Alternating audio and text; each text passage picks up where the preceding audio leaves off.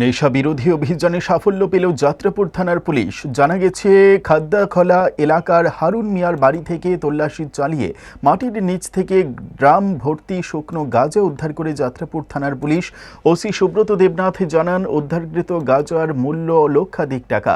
Police আসার খবর পেয়ে বাড়ির মালিক আগেই পালিয়ে যায়। হারুন মিয়ার বিরুদ্ধে একটি এনডিপিএস মামলা হাতে নেওয়া হয়েছে। আগামী দিনেও যাত্রাপুর থানা এলাকায় এই ধরনের নেশা বিরোধী অভিযান জারি থাকবে বলে জানান ওসি।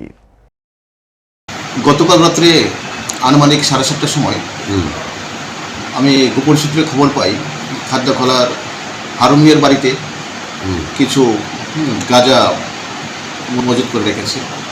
এই খবরের ভিত্তিতে আমি সাথে সাথে আমার এটা অথরিটিকে জানাই।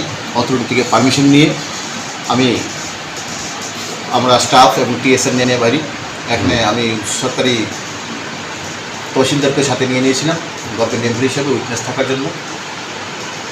আমরা গিয়ে প্রথমে আমরা তাদের বাড়িতে টিএসএন নিয়ে বাড়িটা কর্ডন করি, কিন্তু আমাদের গাড়িটা তার বাড়িটা গলিতে ছিল।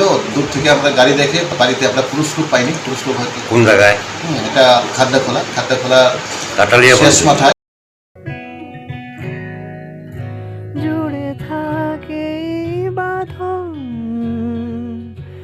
আপনার চেয়েও আপন, জুড়ে থাকে বাঁধন আপনার চেয়েও আপন, আপনার চেয়েও আপন। স্বর্ণ